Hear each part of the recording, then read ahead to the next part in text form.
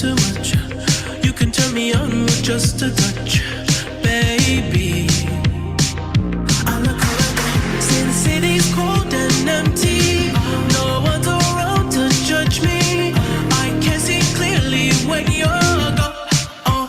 And I said, ooh, I'm blinded by the lights.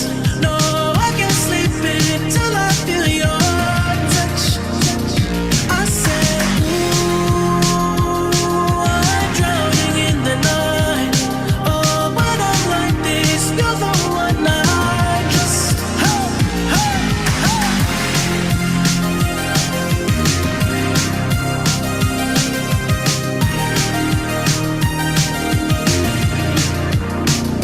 I'm running out of time, 'cause I can see the sun light up the sky. So I hit the road in overdrive, baby. Oh, the city's cold and empty. No one's around to judge me. I can see clearly when you're gone. And I said, ooh, Bütün I'm rap blinded by tarafından the görücü lights. götürüyor. No, I can't sleep until I feel your touch. I said, ooh, I'm drowning in the night. Oh, when I'm like this, you're the one I trust. I'm just coming back to let you know I can never say it on the phone. They'll never let you go this time. I said, ooh, I'm blinded by the lights.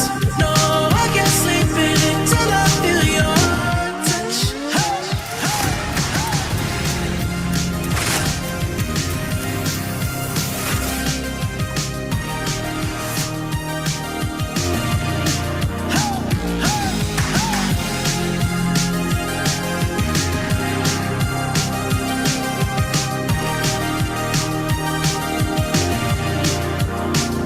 I said, ooh, I'm blinded by the lights.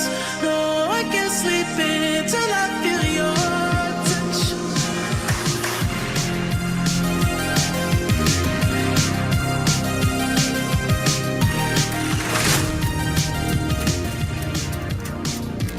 I've been trying to call.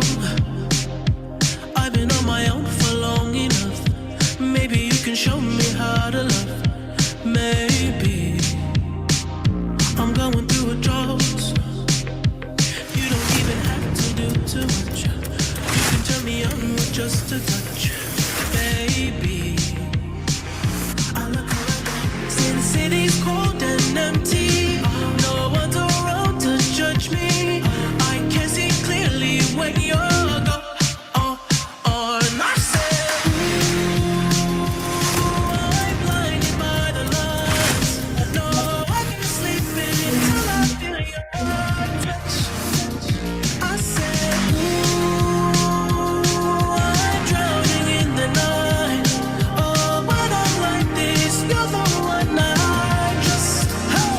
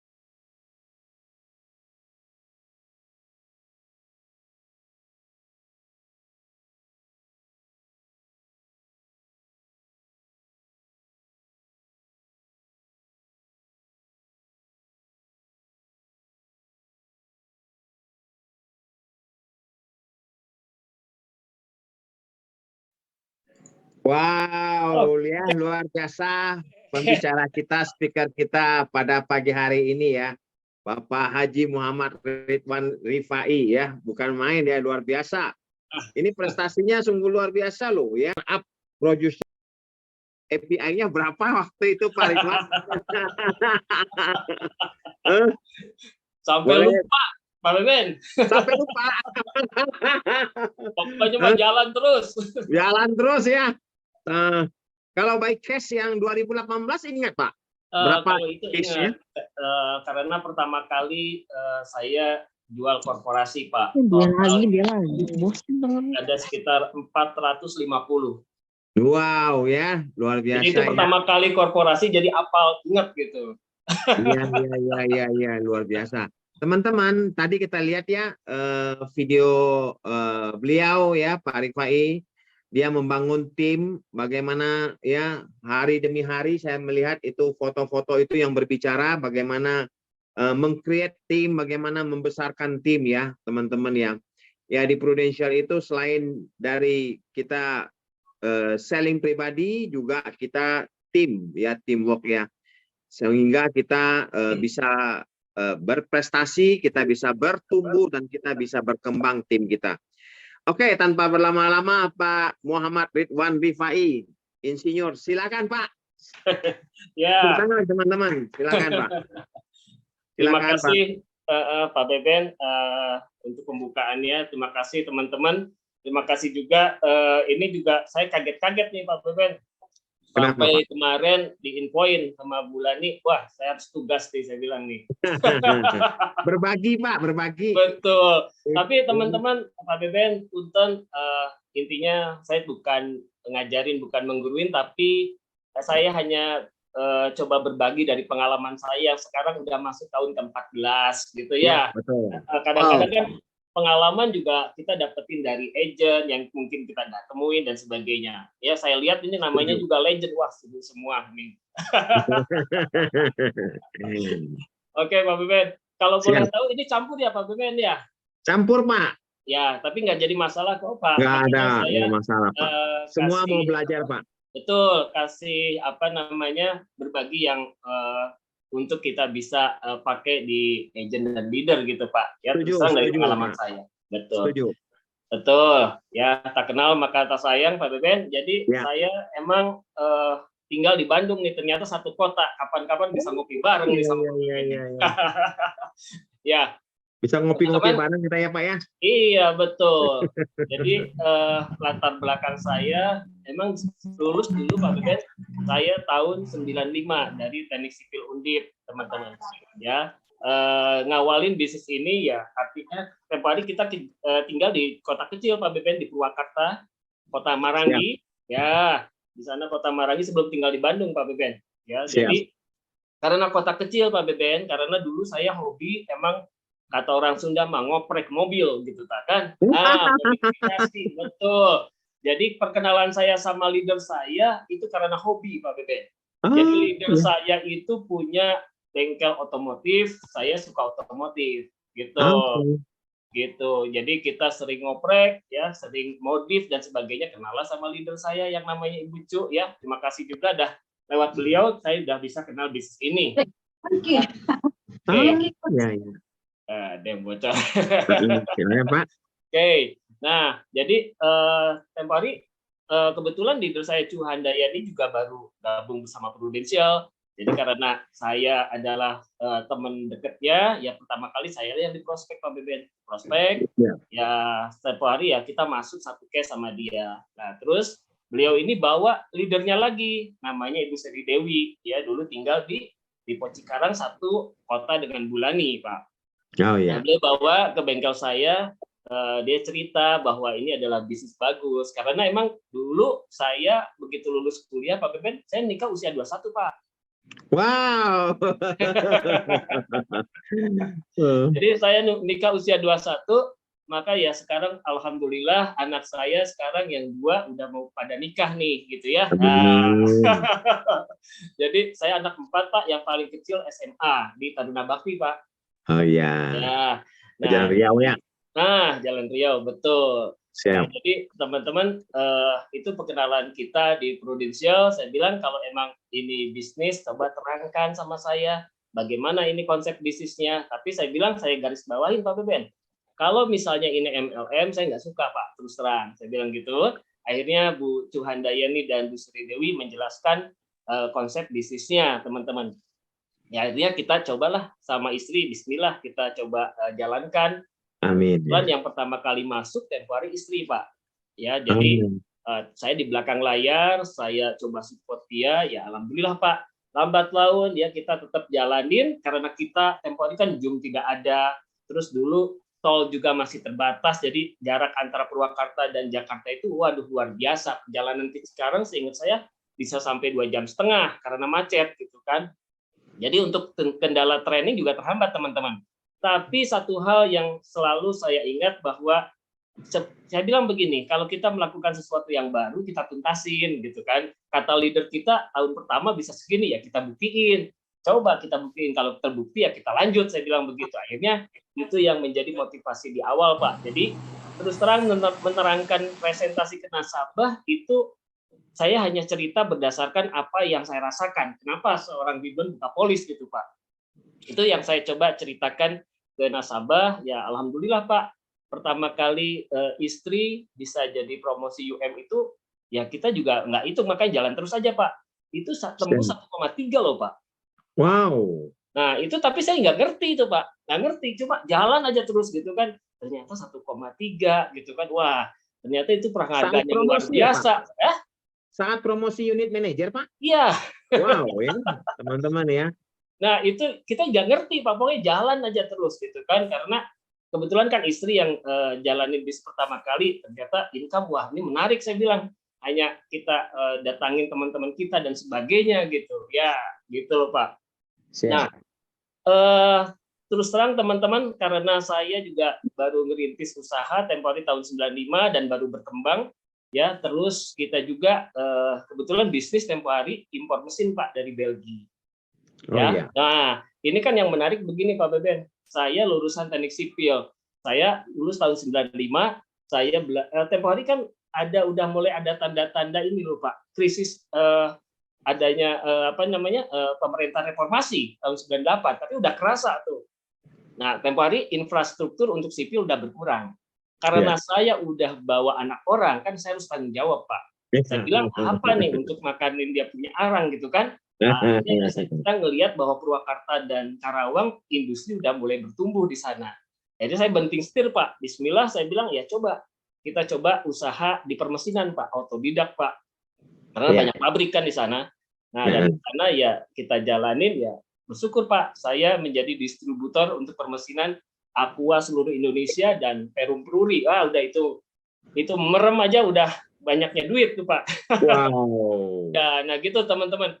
Jadi ya kita jalanin. Nah terus tahun 2013 ya, jadi dari tahun 2008 ya sampai tahun 2013 terus terang saya masih jalanin bisnis saya karena masih bertumbuh dan saya belum bisa mendelegasikan ke tim saya karena bisnisnya identik dengan hampir dengan jasa teman-teman. Nah tahun 2013 tanpa terasa nih Pak Beben, ternyata nasabah istri udah ada 1.000 Pak. Wow.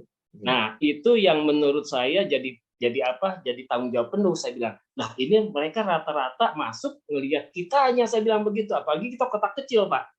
Iya. Satu kali kita tidak memberikan yang terbaik, apa kata dunia nanti, saya bilang gitu kan. Inilah pilihan yang terberat bagi saya pribadi tahun 2013 Pak.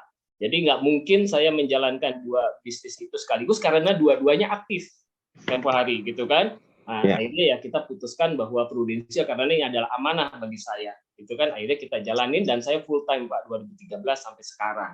Nah, kayak gitu teman-teman, itu sekilas perkenalan saya dengan Prudential sampai sekarang Pak. Ya. Siap. Nah, izin saya hanya berbagi dari pengalaman yang saya rangkum Pak. Saya share ya Pak. Siap.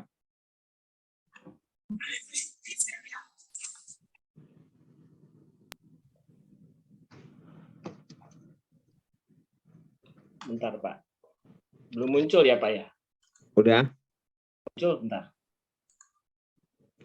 Ya, dari 2008 sampai 2013 klien Pak Rifai 1000 loh. Bayangin loh, 5 tahun.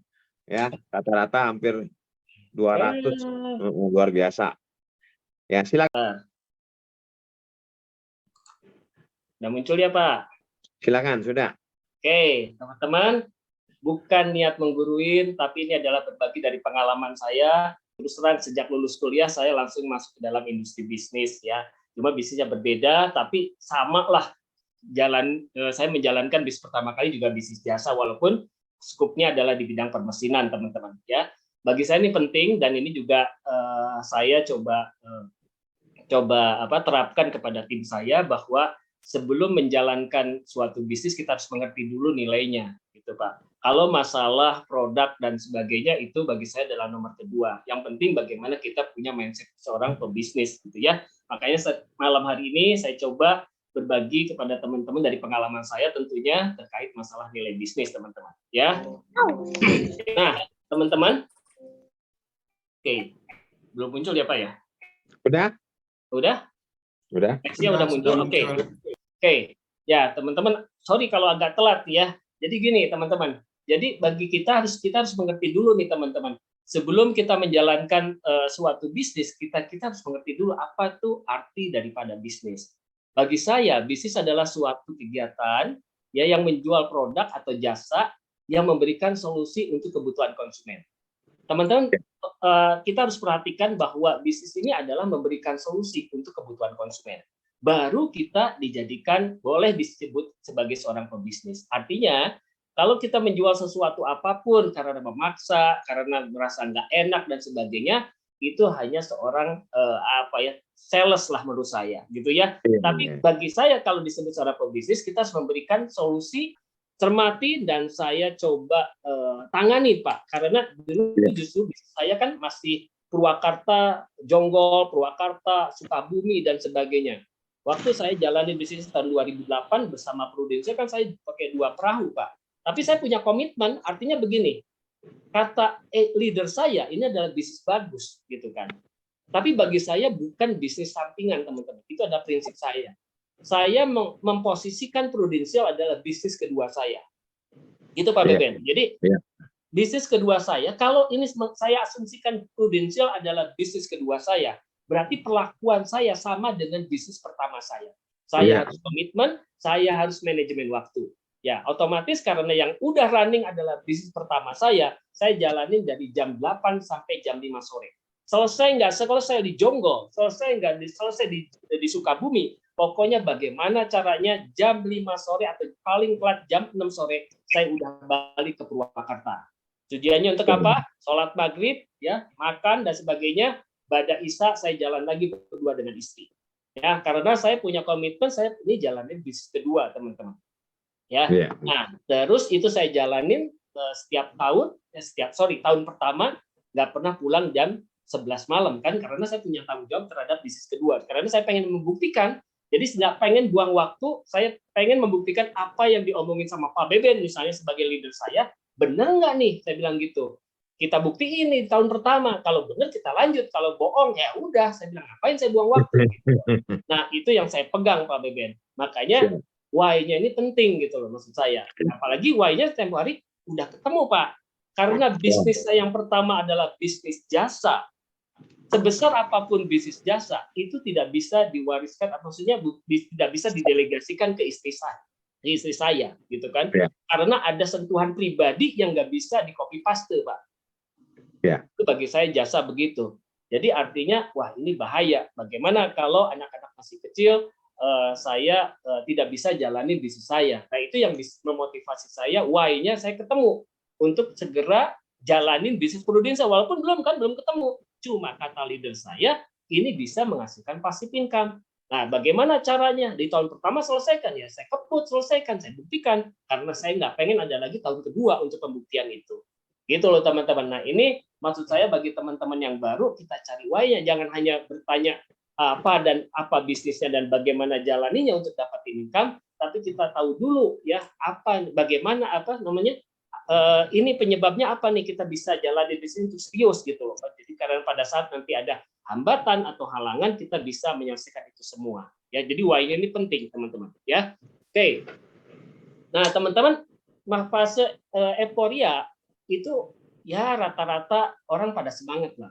Fase realita ini adalah fase tahun kedua ke atas, teman-teman. Ya, tahun pertama juga udah boleh ada. Ternyata banyak penolakan, misalnya kayak gitu kan. Ternyata tidak mudah mengedukasi orang Indonesia terkait pentingnya asuransi dalam perencanaan keuangan gitu. Nah, kalau mental kita tidak siap, ya mental kita tidak siap, tidak sadar bahwa bisnis itu perlu proses, ya itu yang mengakibatkan kita menjadi menyerah, teman-teman.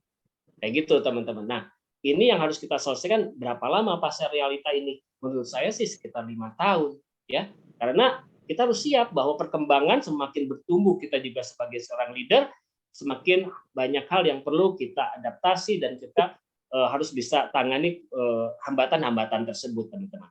Nah, ini adalah fase realita, ya. Ini sampai 5 tahun, teman-teman. Jadi kalau menurut konsep bisnis saya pegang bahwa bisnis itu tahun kelima itu banyak kan orang tutup bisnis karena salah konsep, Pak. Ya, Pak itu Ridwan, realitanya. Ya. saya sedikit ini ada yang nanya nih Pak Ridwan sebelum siap. ini. Boleh ya kita sedikit ngobrol. Bagaimana menemukannya atau menggalinya Pak Ridwan di dalam tim yang kita bangun supaya mereka bisa terbuka, bisa melihat bisnis ini Pak Ridwan. Ya. Oke, Pak Beben. Jadi teman-teman, apa yang saya selalu ceritakan di awal sama calon tim saya, apapun background-nya, kan manusia itu pengen hidup lebih baik, pada dasarnya kan itu, ya. Siap. Nah, itu yang saya bagi, yang semua apapun latar belakang, saya hanya bilang sama mereka, ternyata waktu kita ini terbatas, saya bilang begitu, ya. Terbatas, apa sih yang mengakibatkan terbatas? Ya artinya kita tidak bisa lagi produktif. Makanya saya general Pak Beben, supaya apa? Sebesar apapun penghasilan Pak Beben di usaha di luar sana, realitanya ya, saya bilang begitu. Waktu kita ini terbatas, ya. Betul. Ya, waktu kita terbatas, ada saatnya kita tidak lagi bisa bekerja, apalagi kalau kita bersandar kepada yang namanya active income. Ada 2 hal yang saya bilang bisa mengakibatkan active income itu terhenti, saya bilang begitu kan. Yang pertama, kita pensiun emang udah waktunya, usia 55 atau 60, ya yang paling bahaya, kita pensiun, yang nggak tahu kapan waktunya. Karena apa? Karena sakit atau meninggal. Nah, ini yang menurut yang saya bilang sama calon tim saya, ini yang harus kita waspadai karena datanya nggak tahu kapan. Saya bilang begitu. Seberapa besar penghasilan bisnis Anda di luar sana, saya bilang gitu. Artinya udah sebijaksananya, saya bilang kita harus segera bangun banyak bisnis passive income. Ingat teman-teman, Pak Ben, saya hanya bilang bangun yuk banyak bisnis passive income. Jadi itu Pak Ben. Ini maaf ya teman-teman, ambil positifnya, buang negatif. Saya bilang begitu. Kenapa saya bilang begitu? Ya sudah, boleh nggak Pak Iwan, saya dapetin income di Prudential terus tapi saya bangun passive income di tempat lainnya, boleh aja. Yang pasti saya bilang, kita ini harus bangun passive income sebanyak-banyaknya. Untuk apa? Mengantisipasi hal-hal yang tidak kita inginkan pada saat masa usia kita masih produktif, pada saat kita masih punya tanggung jawab finansial sama keluarga kita. Nah, saya bilang, untuk membangun passive income rata-rata, saya bilang begitu, mau bisnis apapun, kita perlu yang namanya modal. Nah, ini yang saya bilang, Pak Ben. Yang namanya modal, mau apapun, saya bilang begitu. Ya, pertanyaannya, kalau kita punya modal, ya artinya berapa persen dari penghasilan tersebut. Terus untuk incas lagi modalnya, berarti kita harus lagi punya modal lain gitu ya, dengan ke bank dan sebagainya. Nah, ini kita bisa cari bersama Prudential, saya bilang begitu. Jadi itu yang saya selalu bilang sama mereka, saya garis bawahin ke mereka bahwa lewat ya industri Prudential ini kita bisa mendapatkan income, dan yuk kita bijaksana bangun lagi income lain tapi dasarnya adalah passive income. Misalnya yang paling sederhana yang banyak orang lakukan kan bangun kos-kosan Pak Ben, bangun kontrakan dan sebagainya, terus ikut sebagai investor lah sebagainya. Ya itu kan perlu modal. Boleh nggak cari modalnya di Prudential? Sah-sah aja kan begitu. Betul. Nah itu yang menurut saya dasarnya kenapa kita harus bangun passive income ya tadi, untuk mengantisipasi hal-hal yang tidak kita inginkan. Jadi sekarang saya sebenarnya udah lama sih Pak Ben. Jadi saya bilang begitu Anda punya penghasilan baik bersama Prudential, ya ingat saya bilang utamakan dulu kebutuhan bukan keinginan. Iya. Iya, kita kembangkan dulu saya bilang duitnya ya supaya menghasilkan passive income lainnya. Biarlah nanti keinginan dicukupi dari passive income-nya. Begitu Pak Ben. Amin ya, betul. Gitu, itu yang saya bilang sama tim saya untuk menyadari calon tim supaya mereka juga fokus Pak Beben. Siap. Kayak gitu Pak. Lanjut, Mudah-mudahan kejawab tuh Pak Beben ya. Siap ya, betul ya. Oke, kita lanjut ya Pak Beben. Siap. Nah, ini fase refleksi teman-teman. Fase refleksi itu berarti kan udah melewati 2 fase ya, euforia dan realita. Berarti dia udah punya pengalaman teman-teman. Biasanya fase refleksi ini biasanya udah agency director, bahkan mungkin EAD. Artinya dia udah menganggap bahwa tidak ada tuh masalah, yang ada tantangan. Beda loh teman-teman antara masalah dan tantangan. Jadi yang ada di kerikil-kerikil yang di dalam proses bisnisnya, dia udah berasumsi ini tantangan, ya kan? Mau kayak kemarin nih ada COVID, ya tidak bisa ketemu orang, itu bukan masalah, tapi ini tantangan. Bagaimana saya harus belajar Zoom? Bagaimana saya harus bisa promosi lewat sosial media? Nah itu tantangan. Ya bagi mereka yang tidak mau berubah, ya artinya selesai itu punya bisnis.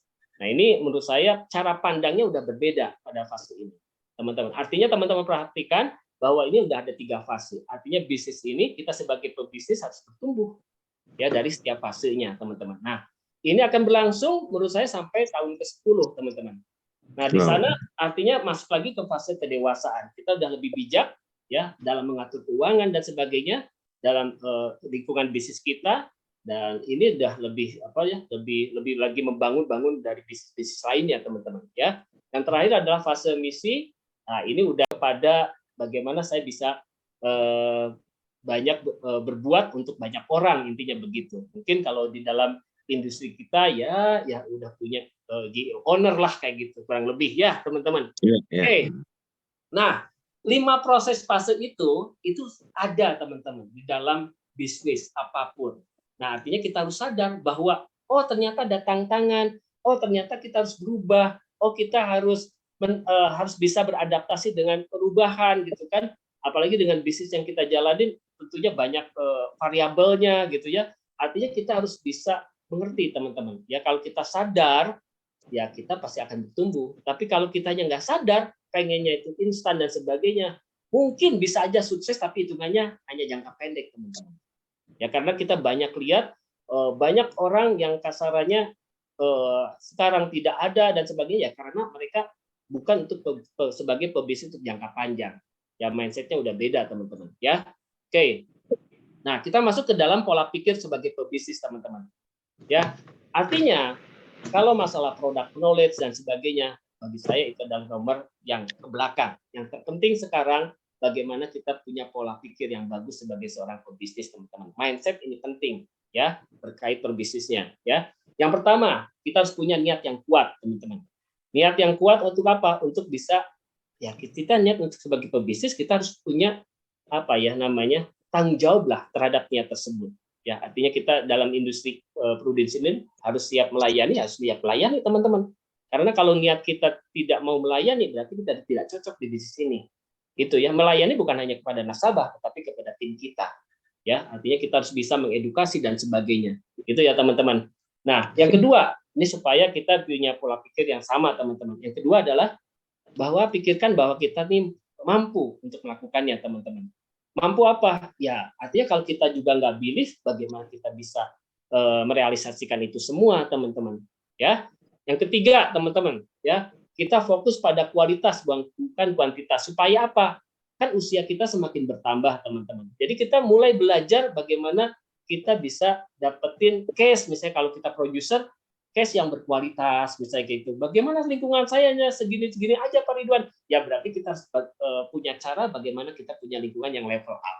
Artinya kita kualitas bisa dapetin tuh teman-teman. Ya, oke. Yang keempat, fokus kepada nilai yang Anda berikan. Maksudnya bagaimana? Artinya kepada konsumen kita.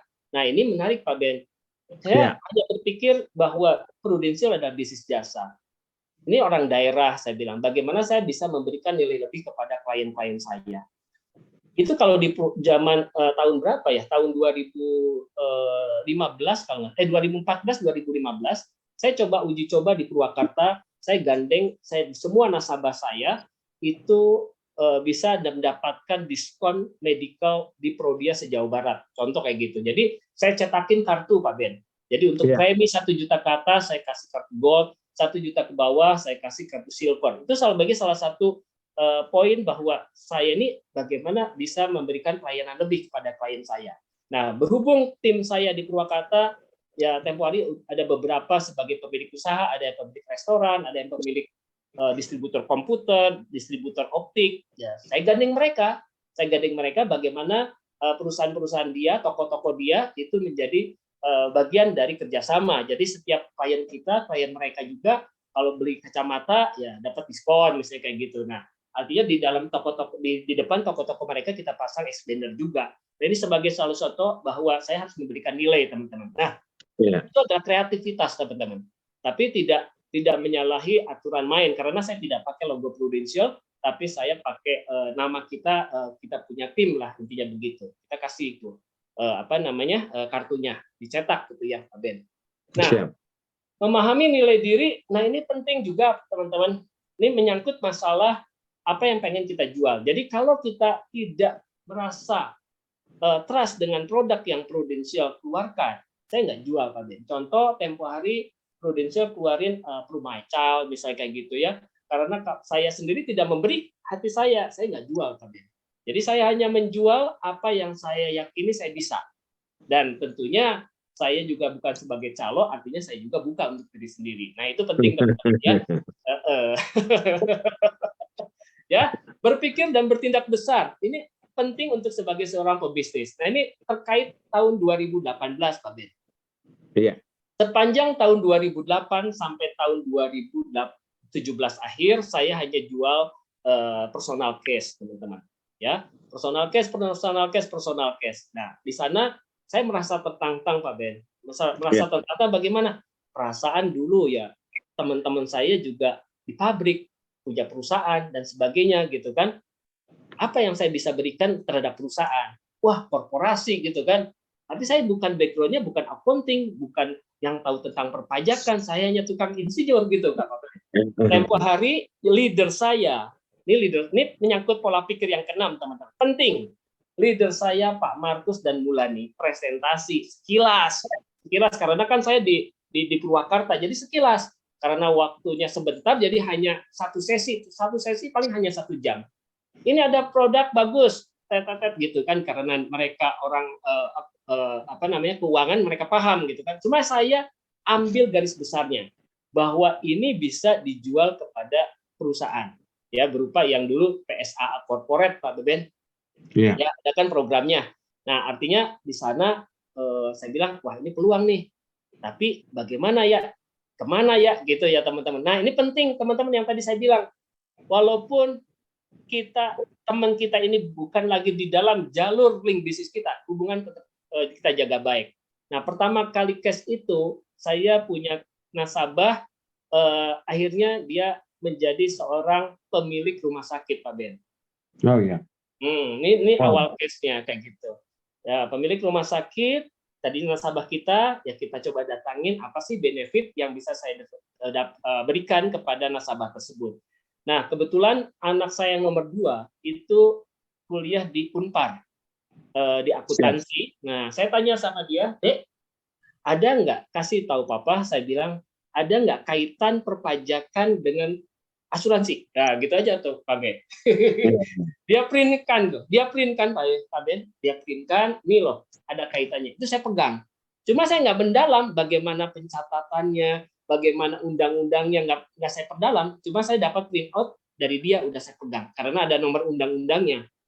Nah, saya langsung memberanikan diri teman-teman, memberanikan diri kontak si owner tersebut, misalnya Pak Beben ownernya. Pak Beben kan udah punya rumah sakit, ini ada produk bagus yang mungkin bisa diterapkan di rumah sakit Anda, saya bilang. Gitu. Cuma kaitannya dengan perpajakan. Tapi saya langsung terus terang Pak Ben, saya hanya membatasi diri supaya nggak sok tahu gitu kan. Karena sadar saya tidak memperdalam terkait pencatatan keuangan dan sebagainya. Saya hanya membatasi bahwa menurut undang-undangnya ini bisa nih. Tapi tolong nanti, saya bilang pada saat kita diskusi, tolong libatkan orang pajak Anda dan orang akuntan Anda, saya bilang. Begitu aja Pak Ben. Jadi, waduh, oke, besok jam 9 pagi ya Pak Iwan. Waduh, saya dari Bandung, Pak Ben, naik kereta, turun di Madiun, itu sepanjang jalan nggak bisa tidur nyenyak Pak Ben. Karena berpikir wajar kan sebagai orang, hal yang baru teman-teman. Wajar berpikir gini, bagaimana ya kalau Pak Beben nanyanya ini. Waduh. Nah, itu berkecamuk teman-teman. Tapi saya bilang ini yang ngobatin saya. Ya, ada yang ngademin di dalam hati kanan saya, telinga kanan saya begini. Wan, kalaupun tidak closing, kamu nggak mati. Ya. Betul. Ya udah, anggaplah jalan-jalan gitu kan, selesai. Ya sudah. Akhirnya ketemulah jam 9 kita ketemu. Ya di sana udah ada orang pajak dan orang akuntannya. Saya hanya menyodorkan itu Pak Ben yang di print out. Udah saya laminating, Bapak bagian pajak, kepala pajak di sini, dan Bapak pasti udah paham terkait masalah ini. Ini ada undang-undangnya ini. Kira-kira menurut Bapak bisa diterapkan nggak di sini? Kayak gitu doang Pak Ben. Dia pikir karena dari awal kan udah saya angkat ya, Bapak pasti pada paham masalah undang-undang ini di depan ownernya gitu kan. Oh ya, ini bisa diterapin. Kayak gitu, udah dapat gas. Kan yang saya pegang kan cuma satu, bahwa pemegang polisnya perusahaan itu kan ranah saya. Iya. Ranahnya Prudensial, pemegang polisnya perusahaan. Logika saya berarti yang nyairin duit adalah perusahaan. Duit masuk ke perusahaan, selesai. Masalah di luar itu aku nggak mau tahu. Cuma saya sodorin dari hitam di atas putih tersebut. Ternyata orang pajaknya juga menyambut itu. Oh, ini bisa. Orang akuntannya, ya ini bisa dicatat. Ya sudah. Nah dari sana ya syukur alhamdulillah lahirnya yang tadi 400 lebih cash Pak Ben. Wow. Itu ceritanya. Kalau saya perdalam, kenapa kok bisa kayak gitu? Saya nginget-nginget lagi. Ternyata saya tidak, karena saya tidak so tahu, ya itu selesai Pak. Karena kalau saya tahu, itu bisa jadi masalah, jadi perdebatan maksudnya. Ya kan? Justru itu jadi mengakibatkan tidak closing. Ini pikiran saya gitu kan. Jadi karena saya membatasi, saya nyerahin karena ada dasarnya, ya sudah. Itu akhirnya berjalan Pak Ben. Nah, teman-teman, artinya berpikir dan bertindak besar bagi saya ini penting. Walaupun emang tidak enak. Tapi sekali teman-teman itu bisa selesaikan, akhirnya kita akan ketagihan. Ya, karena tahun berikutnya saya coba bantuin tim Pak Ben. Yang itu kan perusahaannya swasta ya. Saya jajal Pak Ben. Jajal pengetahuan. Saya bilang bagaimana bisa nggak ya diterapin di plat merah gitu kan. Wah, ini lebih menarik saya bilang. Plat merah, banyak isu dan sebagainya. Saya coba. Ternyata Pak Ben, bagi mereka juga meyakini ini bisa. Cuma ada yang mereka bisa lakukan, ada yang tidak. Mereka tidak bisa lakukan kenapa? Karena pencatatannya tidak benar. Jadi takut ada audit Pak Ben. Jadi bagi mereka yang pencatatannya benar, mereka lakukan Pak Ben. Dan saya bersyukur tahun 2019, setelah saya tahun 2018, 2019 saya bantuin tim saya, itu plat merah Pak Ben. Dan yang menarik, perusahaannya adalah perbankan Pak Ben. Wow. Perusahaannya perbankan di Jawa Tengah Pak Ben. Biasanya perbankan itu ya seperti kalau plat merah pasti punya ya asuransi juga ya. Iya. Dan itu di Jawa Tengah Pak Ben. Ya, di Jawa Tengah itu ada 34 kabupaten ya, dan setiap kabupaten dia ada. Saya baru dari tahun 2019 itu, sepanjang tahun 2019 baru selesaikan 4 kabupaten. Keburu neng Covid dongkap. Tahun 2020, jadi tidak bisa presentasi lagi kan gitu ceritanya. Tapi ya saya bersyukur artinya ini bisa diterapkan gitu loh teman. Ini sebelum lahirnya Prucinta gitu ya. Iya. Pak Ridwan, sorry. Ada yang minta di-share itu Pak Ridwan. Apa itu lembaran perpajakan terkait asuransi tadi? Benar nggak? Kira-kira mungkin Pak Ridwan. Nanti saya kirim ke WA Pak Ben.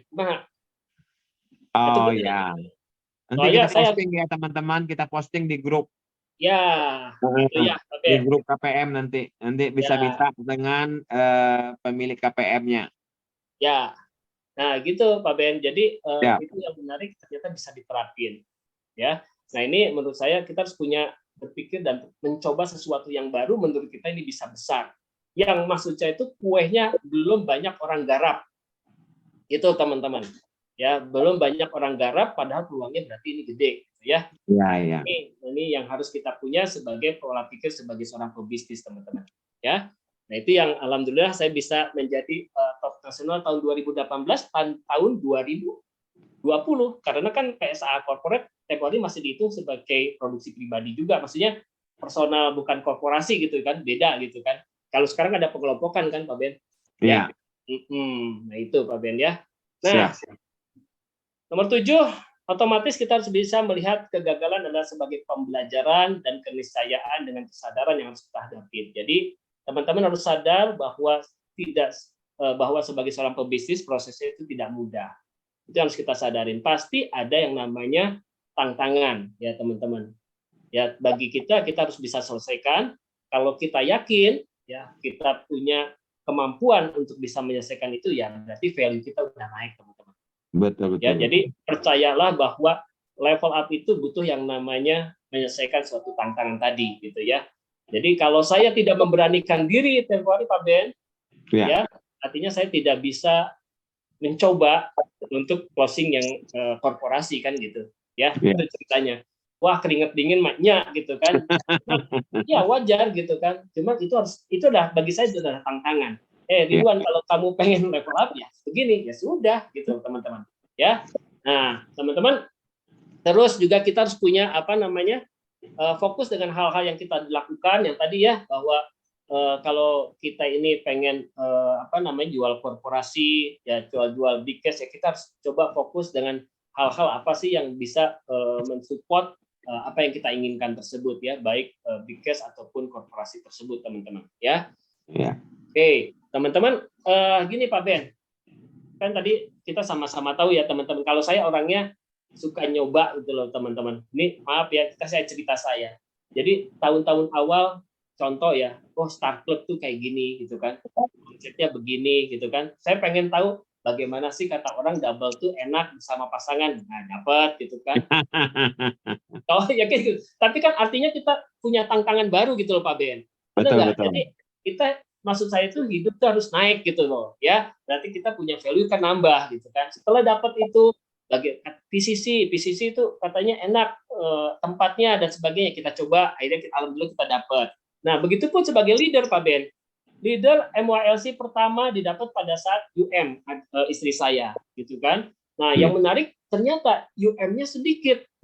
Ya, dulu AM ya. AM-nya banyak. Itu suatu kebanggaan bahwa kita bisa gabung sebagai pebisnis awal, bisa gabung dengan pebisnis yang udah senior gitu kan. Ya, betul. Nah, dulu MYLC sampai sekarang ada 3 level atau 2 level ya Pak Ben. MYLC kalau nggak salah dulu ada 3 level. Level pertama kayak gini gitu kan. Ternyata ada level kedua itu dari 30 sampai 300 top leader nasional gitu kan. Nah, itu kita kejar Pak Ben. Kita kejar artinya kita punya tantangan baru kan, omset semakin tinggi dan sebagainya secara unit.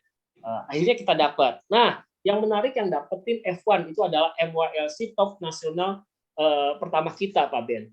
Nah, tempo hari ada yang bilang, Bulani, dia bilang gini, Wan, MYLC top 1 itu melebihi dari PCC. Gitu dia bilang. Wow.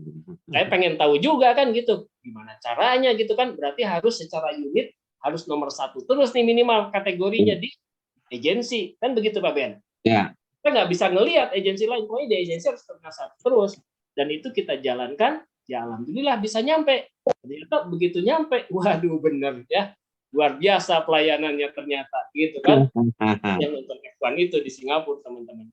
Nah, hal-hal kayak gitu menurut saya sebagai pemilik bisnis kita harus mau menerima tantangan untuk bisa level up teman-teman. Supaya apa? Supaya lebih bergairah teman-teman, supaya bisnis kita, value kita bertumbuh. Gitu ya teman-teman. Setuju.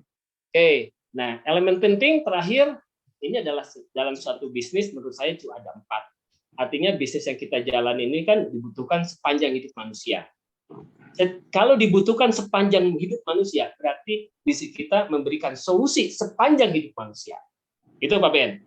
Itu nggak ada matinya menurut saya. Saya bicara karena saya punya udah jajal berbagai macam bisnis gitu loh teman-teman. Masuk bisnis-bisnis yang saya sekarang saya bangun dari Prudential, tapi terus terang bisnis yang lainnya itu passive income teman-teman. Saya nggak aktif di dalamnya. Saya aktif di Prudentialnya gitu teman-teman.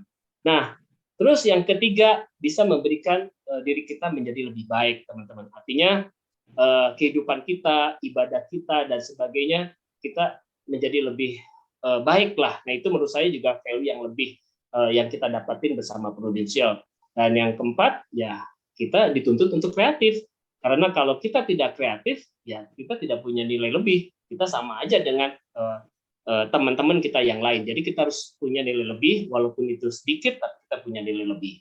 Nah ini empat hal ini yang selalu saya pegang, yang selalu saya imani supaya saya tetap bertumbuh bersama Prudential.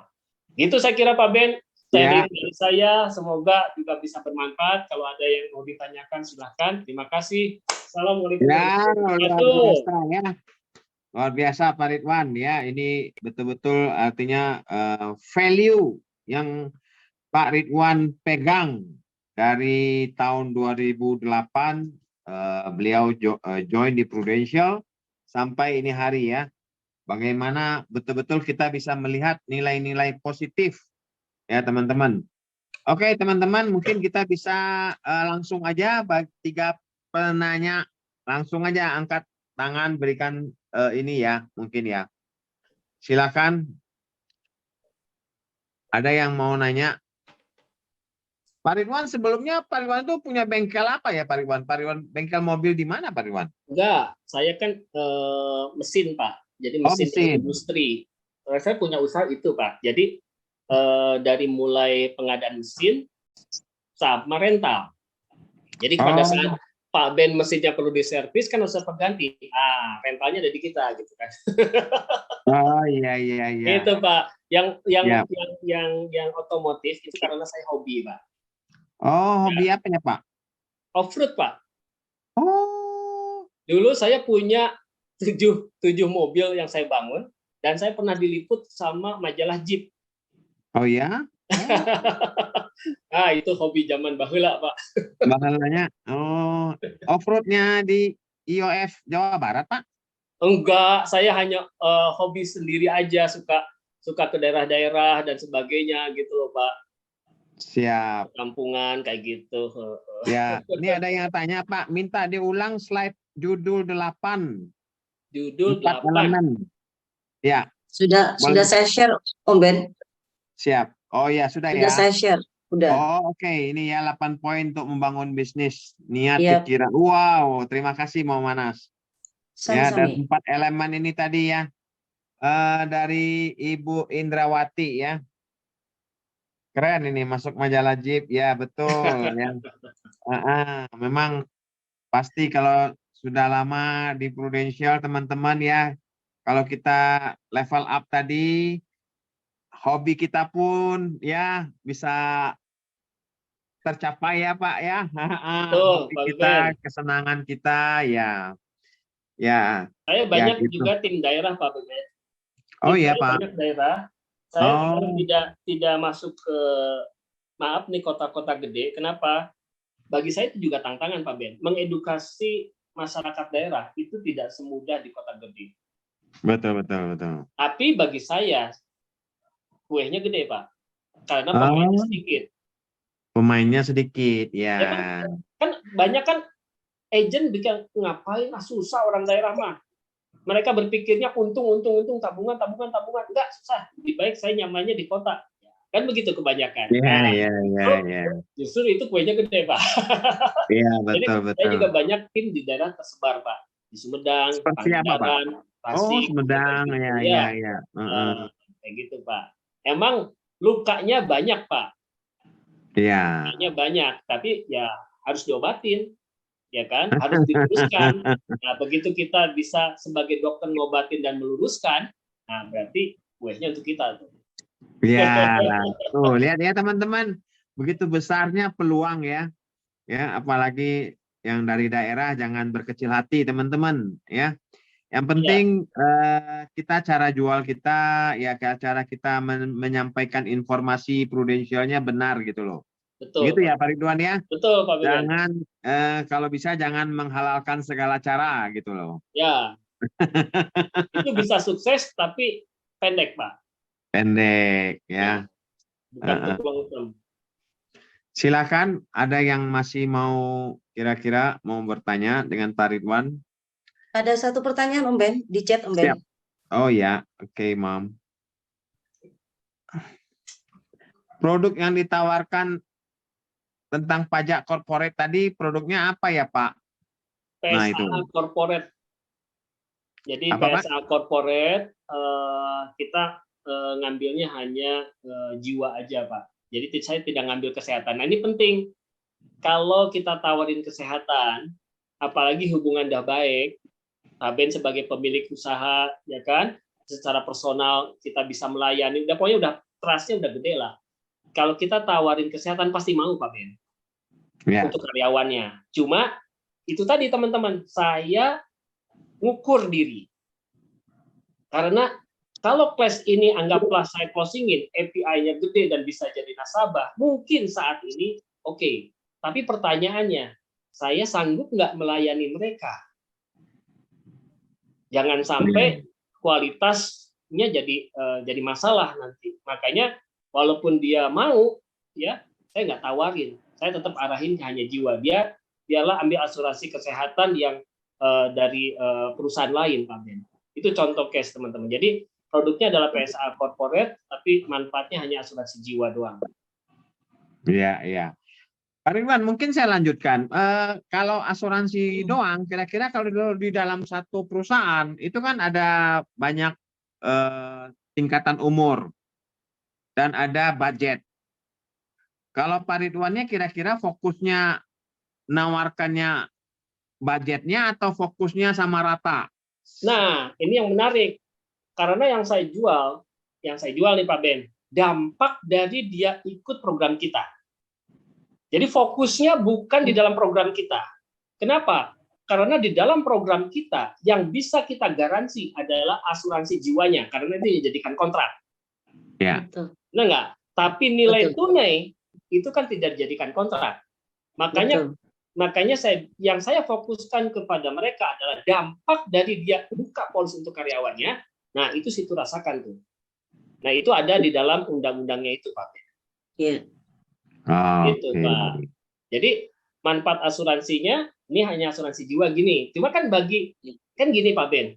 Berarti kalau kita masuk korporasi, berarti kita harus bisa memberikan solusi untuk kepentingan karyawan iya, untuk kepentingan owner iya. Betul nggak? Ya. Nah, untuk kepentingan karyawan adalah manfaat asuransinya. Ya. Ya nggak?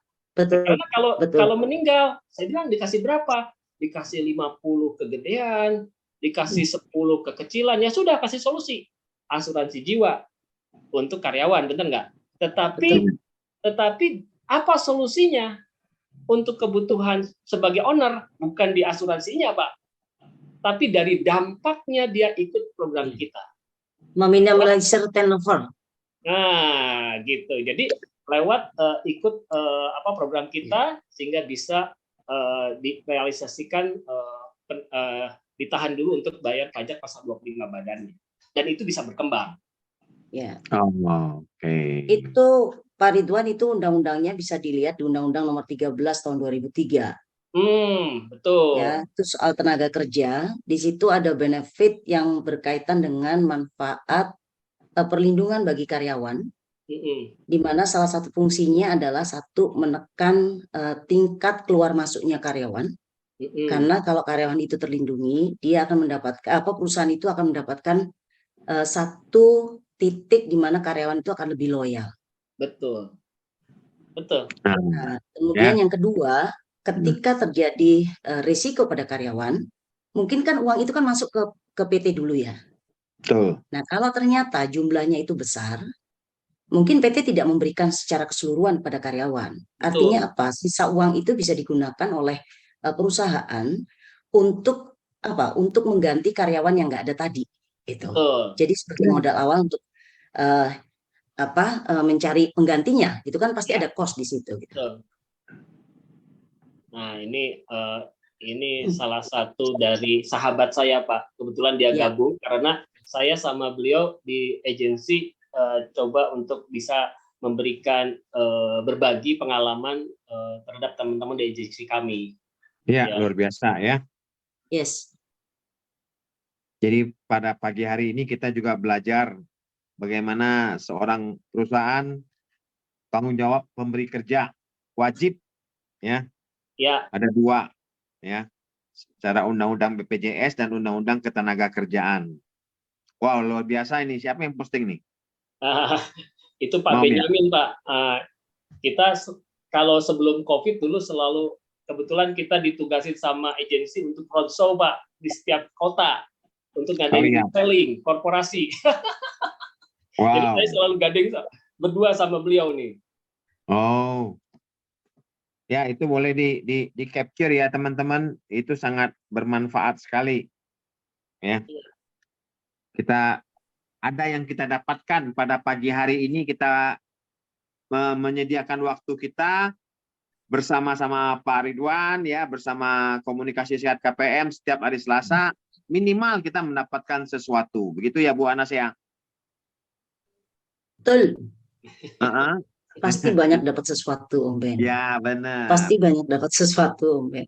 Ada karena lagi kira-kira? Karena kan gini, corporate itu kan sesuatu yang sangat jarang ya untuk bisa dilakukan oleh semua agen gitu. Artinya kalau mereka sudah berhasil untuk mengagulkan corporate, berarti memang secara keseluruhan orang tersebut itu punya satu pemahaman yang lebih tentang asuransi ini yang bisa dengan employee benefit gitu loh.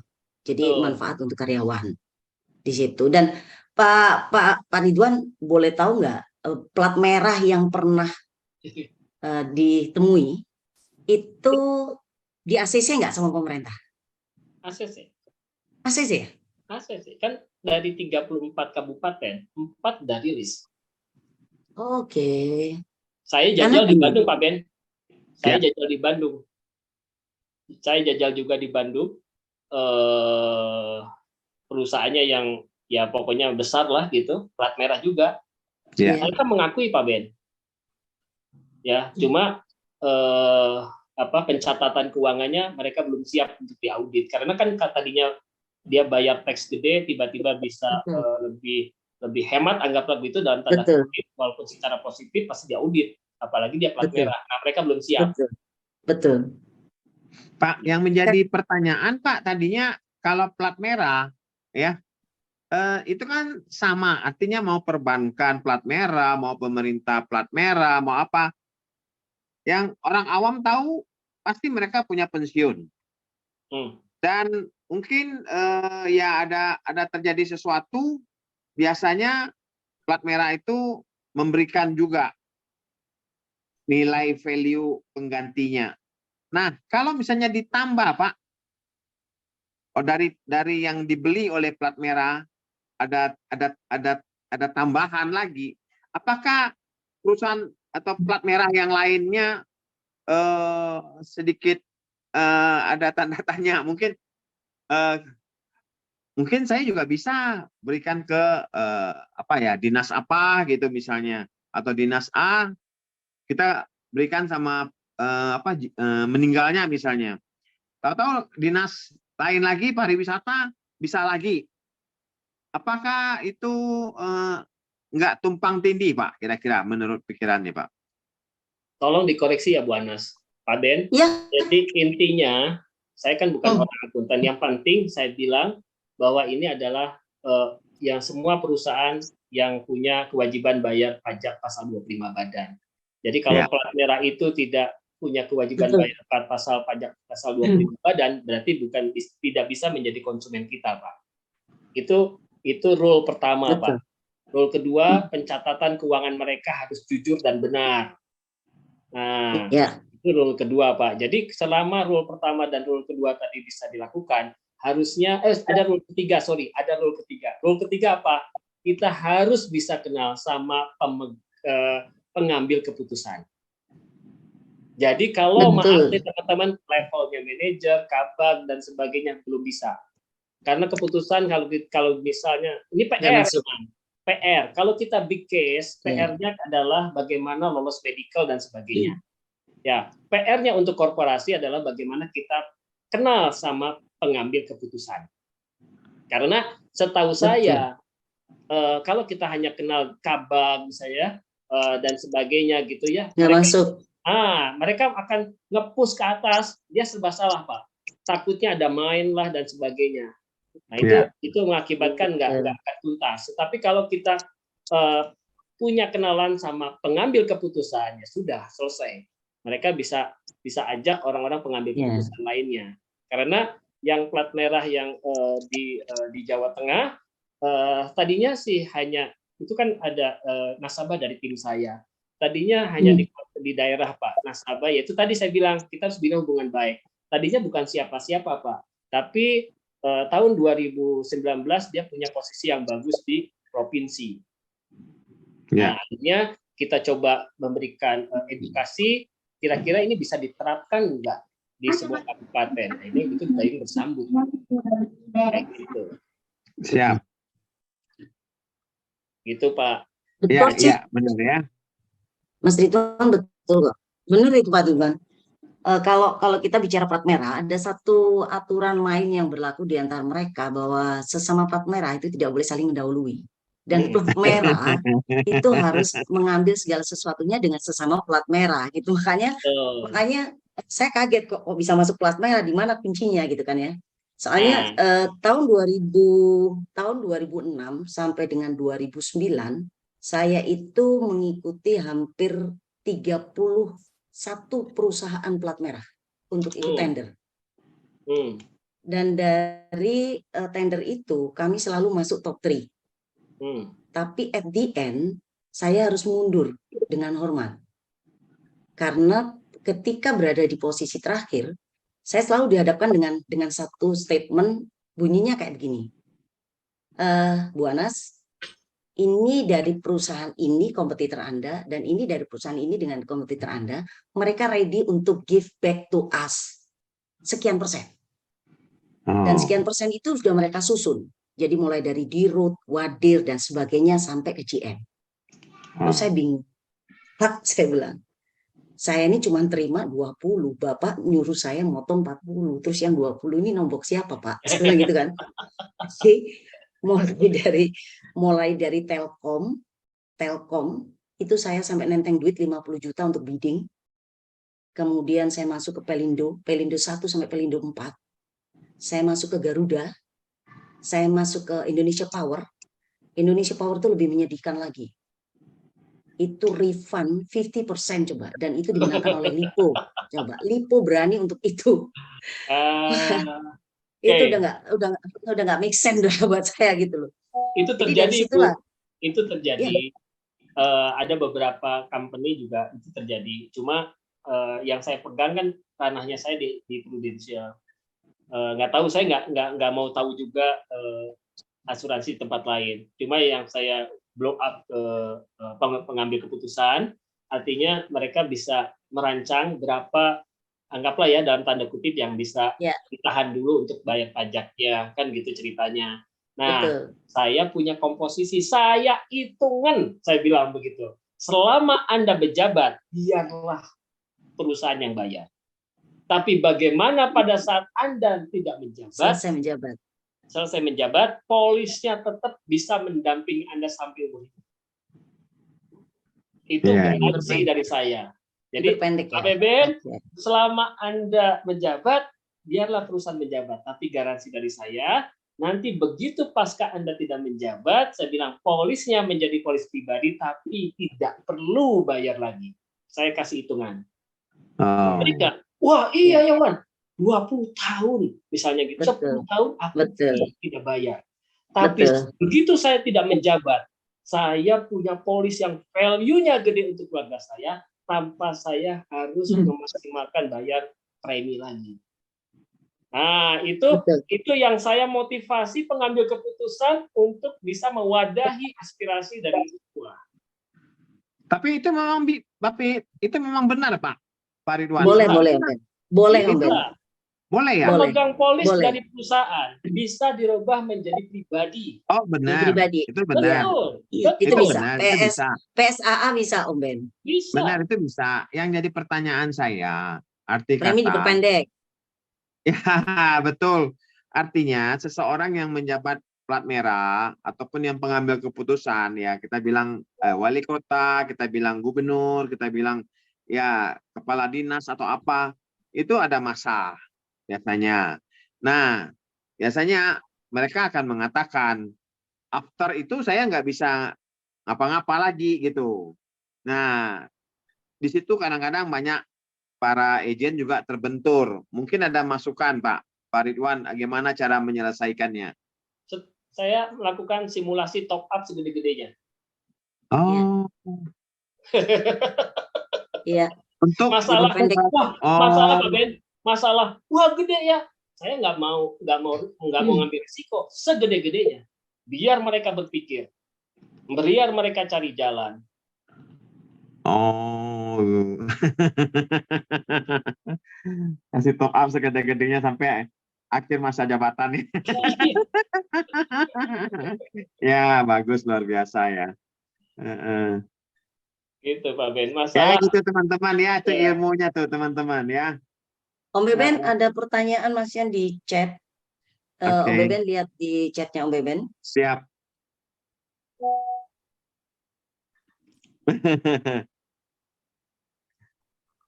Bagaimana kalau ya, kalau di-compare Pak dengan BPJS tenaga kerja? Kan ada manfaat jiwanya juga. Ya, artinya kan yang kita tawarkan adalah bukan anggaran baru, tetapi bagaimana memindahkan anggaran yang tadinya kosnya untuk bayar pajak langsung hilang, sekarang ditahan dulu untuk berupa premi. Oh. Yes. Iya. Jadi bukan anggaran baru. BPJS udah punya anggaran ya jalan, saya nggak minta anggaran baru. Berarti itu yang dari saya pahami.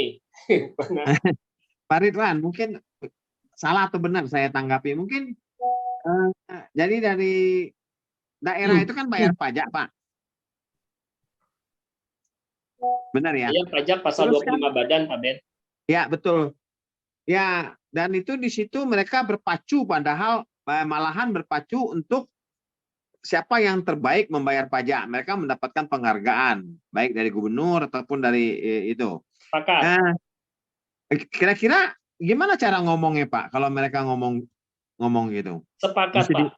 Karena itu menjadi reward bagi mereka. Sepakat. Itu juga terjadi di Jawa Tengah. Tapi saya biar mereka punya bukan bingung ya, artinya punya pilihan. Ini ada benefit loh untuk Anda. Artinya positif loh. Dia punya polis yang bisa dampingi. Ya terserah. Saya nggak mau terlalu pusing untuk sesuatu yang tidak bisa saya kontrol, Pak. Gitu. Tapi saya punya cara dan Anda hanya dapat caranya dari saya nih solusinya. Makanya begitu ada proposal apa-apa, saya juga nggak kasih ke dia. Begitu deal saya kasih karena itu adalah suatu ide. Oh ya betul. Takutnya nanti dia dapat edukasi dari Prudensial belinya ke yang lain gitu loh, Pak. Ya, itu mahal tuh. Oh iya. Gitu, Pak. Oke, kira-kira sedikit mengerti saya. Ada lagi di plat merah itu yang ditawarkan produk apa? Ya itu tadi yang PSAA. PSAA kan ya? PSAA corporate, tapi saya fokusnya ke jiwa supaya apa teman-teman? Supaya biaya asuransinya kan kecil ya, tidak besar. Nah, berarti kan berpotensi pertumbuhan nilai tunainya juga berpotensi lebih besar, berpotensi loh teman-teman, dibanding kalau saya tawarin ada manfaat kesehatan. Satu sisi saya tidak sanggup untuk bisa melayani segitu banyak klien, ya kan? Yang kedua juga ya nilai tunainya kan berarti untuk si owner, untuk pemilik perusahaan juga semakin kecil kalau ada manfaat kesehatan karena biaya asuransinya mahal. Ya. Nah, Pak Ridwan, kalau kita ngelihat sekarang PSAA ini kan sudah tidak lagi dirilis ya, Masih ada, masih bisa. masih. Oke. Lupus masih ada. Kalau dibandingkan dengan corporate kita, mana yang lebih? Ini menarik. Terus terang, walaupun saya punya punya kenalan corporate, tapi saya belum pernah jual produk kita Bu yang corporate.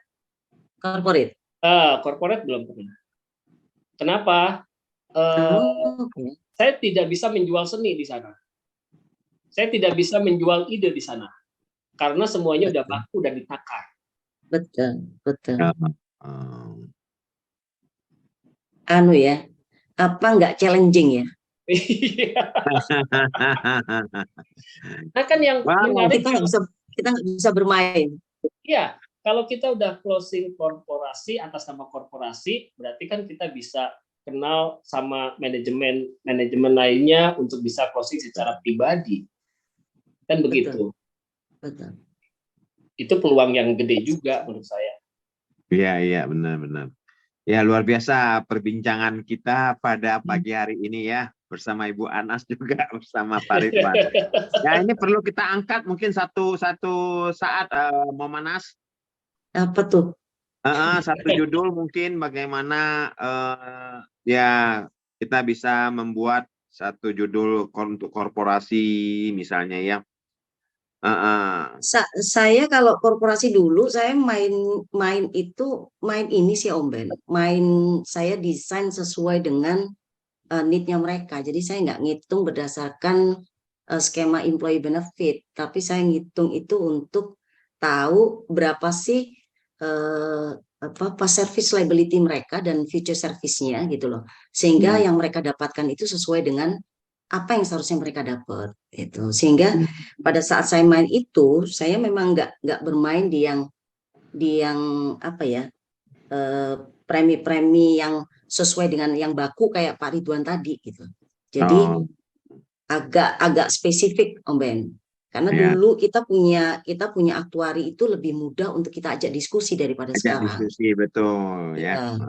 Ya pada saat saya diminta untuk Telkom mendesain purna jabatan direksi, itu pun saya di bidding hanya tinggal 2 orang.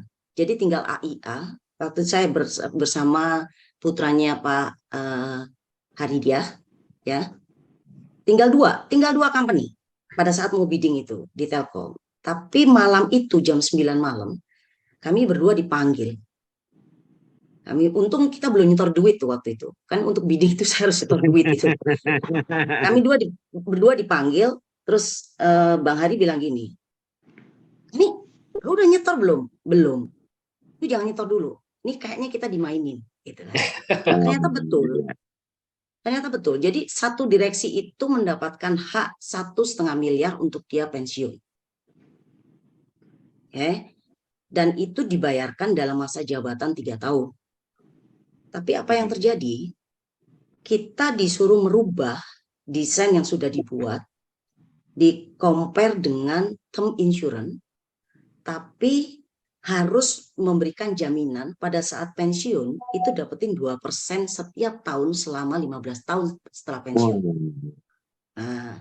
Dan punya selidik, ternyata itu hanya bisa dilakukan oleh Jiwasraya pada saat itu. Padahal di saat penyeleksian Jiwasraya udah gugur dulu gitu. Wah, itu permainannya jahat. Dan itu saya sempat laporin ke DAI waktu itu, ke Dewan Asuransi, Pak Otbonar, karena direksi Telkom pada saat itu adalah sahabat beliau. Akhirnya dikasih tahu, terus semua panitia itu dipanggil, dan akhirnya ada yang masuk penjara. Dan di situ saya puas. Artinya saya kalah nggak apa-apa. Yang penting saya bisa membuat yang kotor itu menjadi bersih gitu loh, Om Ben. Iya. Setengah mati tuh saya diskusi dengan Dokter Dian, dengan Bu Evelyn, dengan Dokter Andre waktu itu untuk mendesain itu udah dapetin approval dari pusat aja udah setengah motor gitu. Dari jam 4 pagi saya berangkat sampai Jakarta jam 4 pagi lagi, Om Ben. Ya, luar biasa ya, Momanas ini juga sosok seorang luar biasa ya. Belajar aja, Pak Ridwan pengen tahu, oh corporate itu kayak gini toh gitu loh. Ya. Ya. Oke, Pak Ridwan, sudah 20.42, kira-kira sudah di ujung acara kita, ya Pak Ridwan. Manas, mungkin ya, Nah, silakan. Mau Chen ya, yang sampein. Mam Chen. Halo Mam Chen.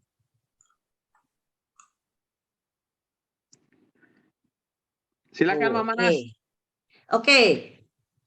Pak Ridwan luar biasa ya. Jadi merefresh lagi nih tentang corporate gitu kan, dan juga tentang business value. Malam ini kita kedatangan seorang AD yang sangat luar biasa dari First Line, dan terima kasih juga sudah mau berbagi secara terbuka tentang bagaimana sih kita harus menjalankan bisnis ini dan bagaimana melihat bisnis ini dari sisi value-nya. Kita harus paham betul why-nya apa gitu ya. Kemudian kita juga harus tahu apa yang kita ingin sehingga bisnis itu bisa tumbuh dan berkembang. Luar biasa Pak Ridwan. Terima kasih. Ini adalah kenang-kenangan yang bisa kami berikan dari Komunikasi Sehat KPM. Semoga apa yang malam ini disampaikan bisa membawa banyak keberkahan untuk kita semua. Dan Mas Ridwan juga mendapatkan pahala yang luar biasa yang Allah berikan karena sudah berkenan untuk berbagi malam ini. Amin. Dan juga saya menyampaikan terima kasih kepada Mam Lani yang sudah mengundang secara khusus gitu ya, Pak Ridwan untuk kami yang ada di Komunikasi Sehat KPM. Itu aja Om Beben. Thank you Mas Ridwan. Terima kasih Pak Ridwan. Terima kasih semua panitia. Terima kasih Om Willy, Om Dodi. Saya izin live ya Pak Beben. Ya, terima kasih teman-teman se-Indonesia. Tanpa saya bisa sebutkan satu persatu. Sama-sama. Assalamualaikum. Ya, luar biasa. Semoga terus diberkahi. Amin. Terima kasih Pak Willy. Terima kasih semua. Izin live ya teman-teman ya. Thank you. Thank you.